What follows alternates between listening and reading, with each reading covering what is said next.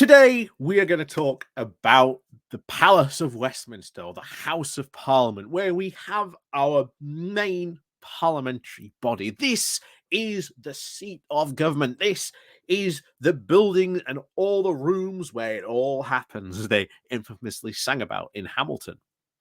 But, however, the Palace of Westminster is decades old.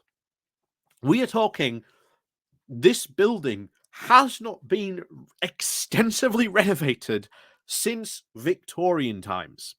You are talking wiring in there that any moment could go and cause a fire. And if you may remember the scenes just a couple of years ago where you saw the Cathedral of Notre Dame burning down, well, that scene could be very, very well replicated in the Houses of Parliament, in Westminster, our grand old central building. And it's not just the wiring, it's the piping as well. Some of these pipes are so old, they are made of lead, which is, again, leading on to other problems that Westminster is now facing. Not only that, even though they have done time and time again removals of asbestos within Westminster, they keep on finding new points of it, almost as if some pirate of asbestos went into Westminster and just started burying deposits in all the walls and different areas. They keep on continuously finding it. And yet, this is costing us, wait for it, around £4 million. Let me just double check this number.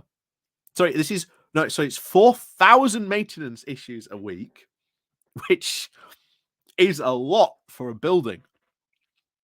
About this, a lot of buildings like this, don't get me wrong, are old and do need desperate maintenance like this, but at least they've been done.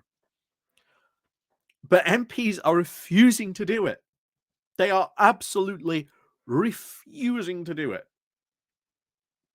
Because, well, where else are we going to go? If we have to close down the House of Parliament and do all these renovations, bear in mind, you're getting 4,000 issues for maintenance a day, which is costing us, and this is according to public accounts, it is costing us £2 million a week.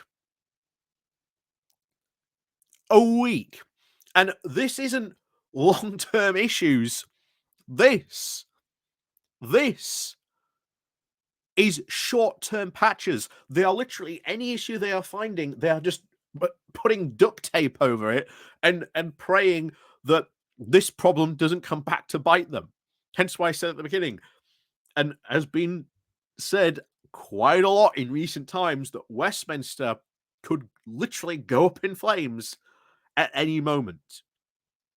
Any errant wire could just go. And these are all temporary measures. And as such, you've got things like 140 million being spent on temporary fire safety. 8 million has gone on temporary sewage. This is an old building in desperate need of maintenance. And yet, MPs are refusing to do it. But it is easily, I think, something of a sign of the times, because you've had a lot of these MPs who cry about how wonderful it is that we must level up the rest of the country and are sending different departments all up and down the country as if that will solve the issue. Oh, well, we'll move part of the Treasury up to here. We'll move this out of the here. Oh, English National Opera, you're far too London-centric. If you don't leave the capital at once, well, you'll lose all your funding. And it's not that. Any much cultural asset or organization is being told you need to spend more of your money outside the M25. And yet, here comes an amazing opportunity, because in order to do this entire renovation, the experts have probably recommended it's probably going to take about 7 to 8 years to re-renovate the whole thing. So in that time, you could temporarily move all these MPs who constantly bemoan about the Westminster bubble, say, oh, MPs never leave their Westminster bubble. Suella Braverman recently at the Conservative Nationalist Conference recently complained about the same thing. Well, why isn't she advocating that maybe they move to Leeds for the next 7 years, to Manchester? Go somewhere else temporarily for the next 7 years. It wouldn't be hard to do. They could start planning it now and get it done.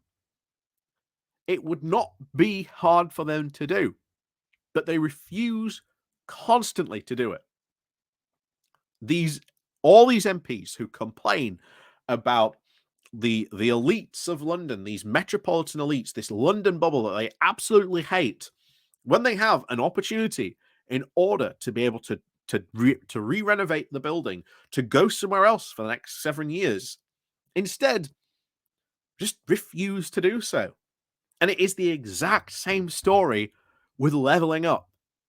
Oh yes, we'll level up the country, but we don't want to do it. And unfortunately, the longer they keep not doing this, the more this building becomes more and more of a death trap. Because there are a lot of experts out there who have said if a fire does happen, it could very, very easily rip through the building very, very quickly. This is literally a case where these MPs who are stubbornly refusing to do anything about, renovating Westminster are literally bringing down the house. So, as always, thank you very much for watching. And of course, as always, please do remember to click on the like, share, and subscribe button. And of course, until then, we'll see you all next time.